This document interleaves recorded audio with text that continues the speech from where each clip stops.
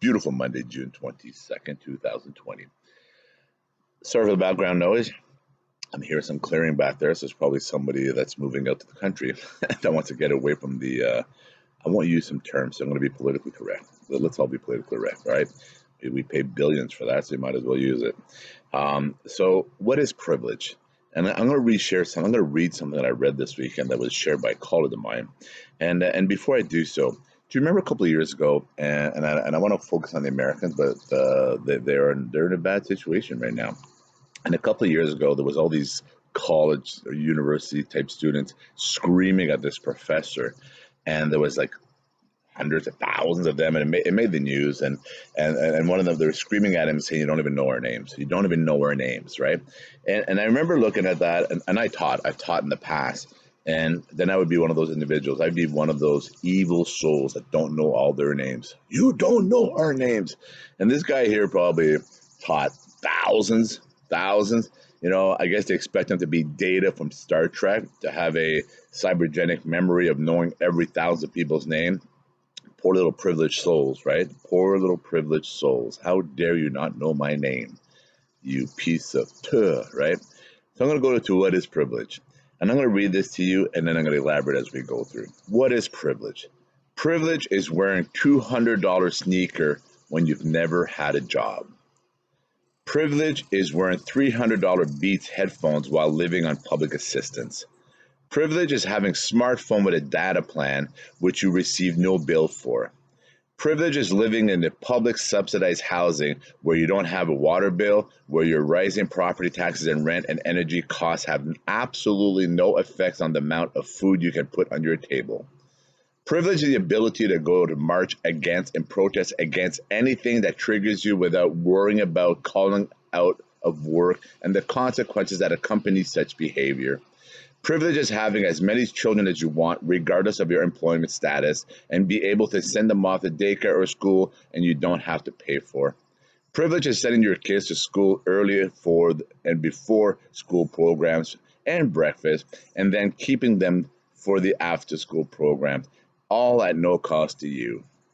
Paid for by the people who do have to deal with the rising taxes and costs.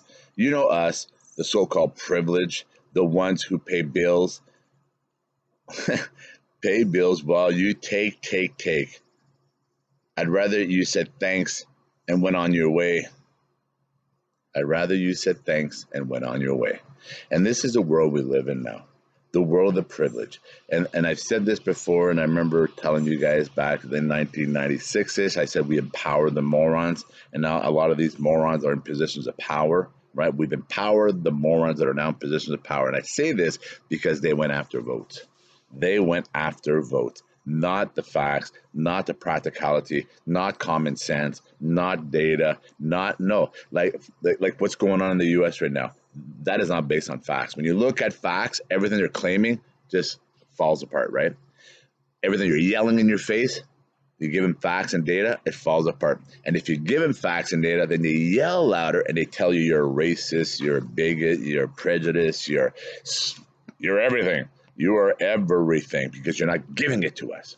You're not giving it to us. We want it, right? And now you see these little states that they're creating for themselves, but we want this, but we want you to give it to us. Just like we want to separate from your country, but we still want to use your wallet. We still want to use your military. We still want to use your resources. We want to open a company, but we want you to pay for it, right? We want the socialists using other people's money all the time. And this is what this is about, right? If politicians would have went into power with the right intent and not just to stay in power and to grab and to appease everyone. We had politicians in my 54 years, and I remember in the last 20 years, and I remember this one politician was going after the non-workers. He publicly would say this, going after the non-workers, going after those that are on rent and et cetera, because he was going after the free everything. And the free everything is not going to be supported by those that work and taxes and going to pay more fees and et cetera. Of course, right? At what point do we work for just service? And that's coming. If you don't pay attention to this, at what point are you okay to just work for service? And a very older gentleman asked me that about 20 years ago. And he's still alive today. He's still in his 90s, probably working right now while people are sleeping, complaining about what they haven't received yet, right? But he's probably working right now. He was probably out there at 5 in the morning. And he said to me, at what point are we just working for service? And at what point are you satisfied? 50% mark, 60% mark. So when you're at the 70% mark of everything extracted from you and you're just receiving, go pick up your rations, go pick up your potatoes, go pick up your meat, go pick up your fish, go pick up, right? Go pick up your medical supplies. Here's your tag for your prescriptions. Here's your tag for, think about that. That's coming.